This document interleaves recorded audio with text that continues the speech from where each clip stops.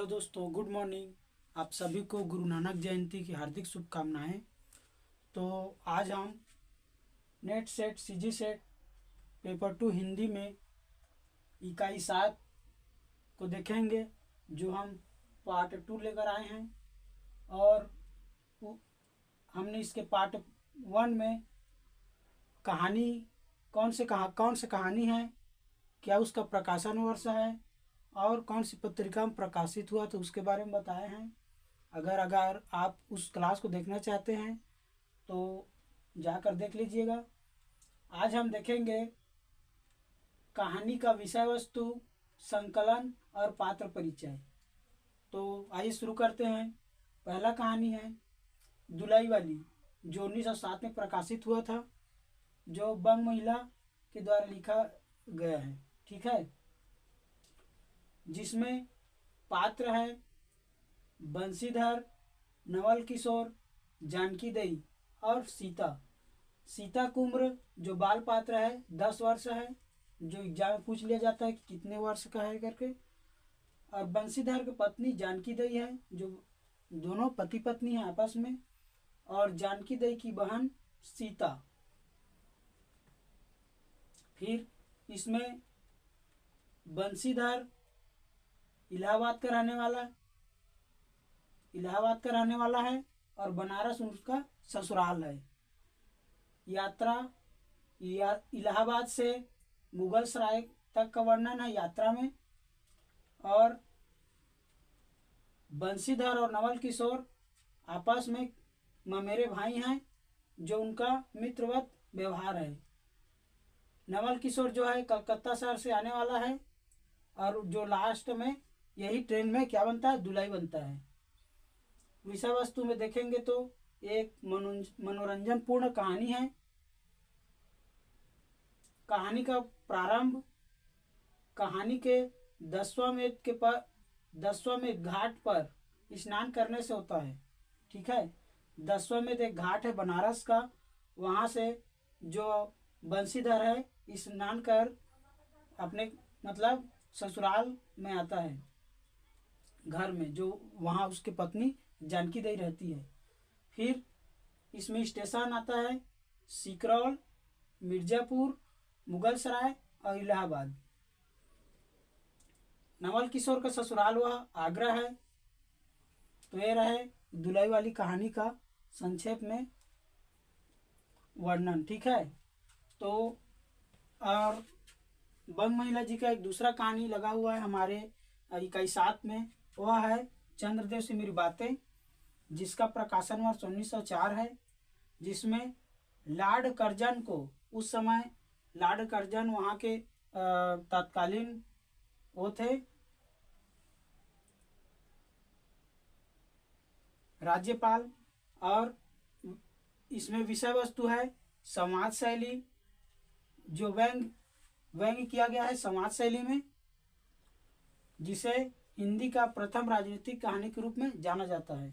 फिर इसमें कलकत्ता शहर का जिक्र है। इसके बारे में बहुत ही व्यंग्यता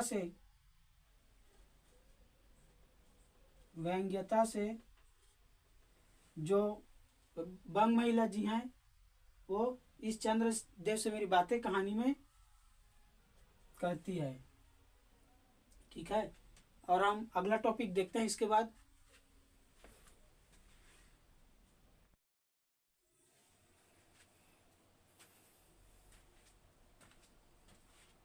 हम अगला टॉपिक देखते हैं दोस्तों। अगला कहानी राही, जिसका प्रकाशन वर्ष 1947 है। सुभद्रा कुमारी चौहान, और जो सीधे साधे चित्र में संग्रहित है, जो इनका संग्रह है सीधे साधे चित्र। इसके प्रमुख पात्र हैं राही, जो चोरी करने वाली है। दूसरा है अनीता, एक स्वतंत्रता सेनानी, जो सत्याग्रह के कारण जेल गई हुई थी। ठीक है, फिर राही और अनीता की मुलाकात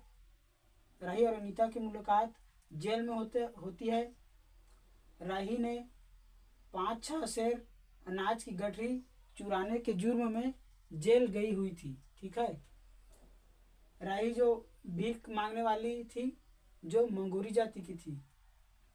इसको भी पूछ लिया जाता है कि कौन सी जाति की है करके। फिर इसके बाद आता है एक टोकरी भर मिट्टी। एक टोकरी भर मिट्टी 1901 में प्रकाशित हुआ था माधवराव सप्रे के द्वारा, जिसमें बूढ़ी औरत और उसकी पोती की कहानी है।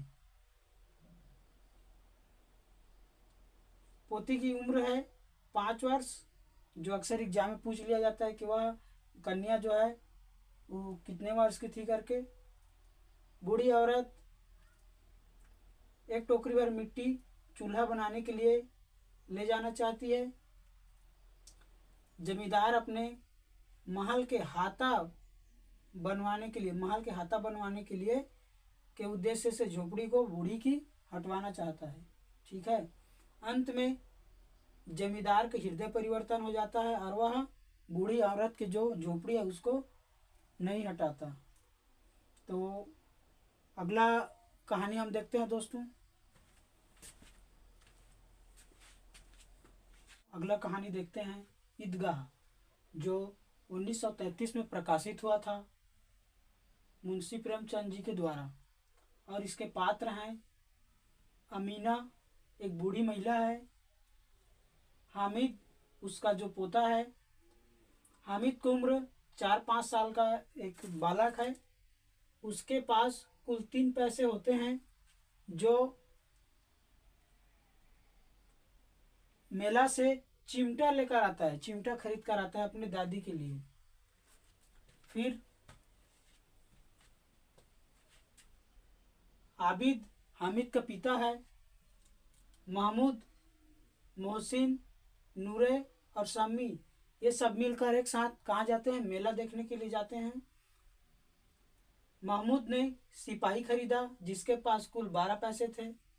मोहसिन ने भिश्ती खरीदा, जिसके पास कुल 15 पैसे थे, जो भिश्ती जो है पानी भरने वाली है। फिर नूरे ने वकील खरीदा। शम्मी ने धोबिन और खंजरी खरीदा। ये सभी क्या है? मेला देखने जाते हैं और वहाँ से इन खिलौनों को खरीद कर लाते हैं। महमूद ने चिमटा खरीद कर लाया, हामिद ने चिमटा खरीद कर लाया। फिर अब देखते हैं कौन सी संग्रह में संकलित है करके। तो देखते हैं हम, ये मानसरोवर के भाग 1 में संकलित है। और विषय वस्तु देखते हैं, जो बाल मनोविज्ञान पर आधारित है। कहानी का आरंभ रमजान के 30 रोजों के बाद ईद आई है, इस वाक्य से इस कहानी का आरंभ होता है। तो ये हो गया ईदगाह कहानी। और हम अगले क्लास में और कहानियों को इसी तरह से लेकर आएंगे, जो पार्ट 3 के नाम से रहेगा। तो बने रहिएगा, इसको देखिएगा। और पसंद आए क्लास तो लाइक कीजिएगा, शेयर कीजिएगा और सब्सक्राइब कीजिएगा। धन्यवाद।